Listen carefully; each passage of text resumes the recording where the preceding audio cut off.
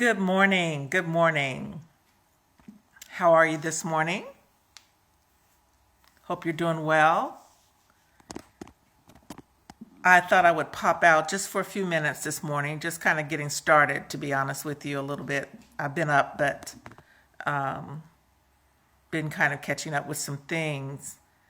Number one, those of you who live in the Southwest or Southeast, I should say, and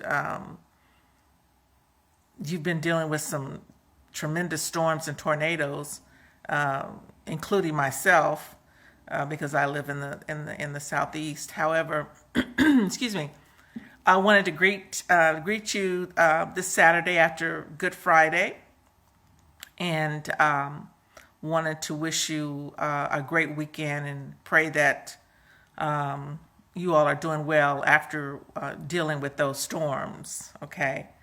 However, I wanted to come out specifically and just make mention a little bit about what I've been studying, to be honest with you, for the last few days.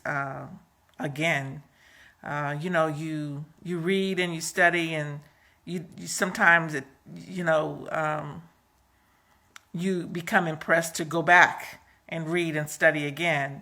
Over and over and over, because repetition is good for learning. It's good for understanding. It's good for a lot of things. So anyway, I wanted to talk about in this season particularly, because we're in Passover, and I wonder, sometimes do we really understand what happens or happened during the time that Jesus Christ was on the earth, and that Passover that occurred during his time. And those of you who are Bible scholars, you know that that was according to the Jewish calendar, and so many different things have changed, and all of the feasts are in place, because that was a commandment that God put into the beginning of the 5 books of the Pentateuch, 5 books of the Mosaic books that were laid out for the people of Israel. However, I've been looking at John 7 and that whole in the NIV. It's really, really, really an in-depth understanding of what I wanted to kind of talk about a little bit, and that was how Jesus did not allow people to dictate to him when, how, and where. He knew that he was on God's schedule.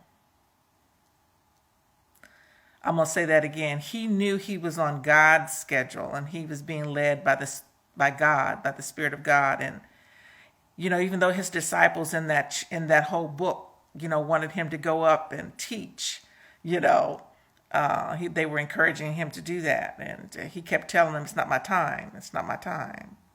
So my little pop out today is all about know your time, know the timing of God, and know the times anyway. We could go into that a little bit more, but as it relates to a lot of different things, as it's stated in the word about the sons of Issachar understood the times. So we have to be that way as well. But however, for the context and the content of what I'm talking about this morning, the Saturday after Good Friday, he didn't let them push him into doing something that he wasn't quite ready to do, even though he eventually went up and taught. But he did it, on the timing of God. So my whole suggestion to you today is that know the times. Know your time. As it relates to your destiny, your assignment, your calling, know the time. Yeah, read that book, that John 7. It's great, and especially in the NIV, it's really, really, really it explains a lot about what Jesus was going through at that particular time of Passover. So listen. Hey, I just wanted to pop out and kind of drop that on you a little bit and wish you a very happy resurrection weekend. And I pray that your family is well, and that those of you all have that did experience the inclement weather, that all is well with you. This is Jay Parks, Janice Parks, empowerment speaker, executive life coach, strategist, author, a child of the Most High God.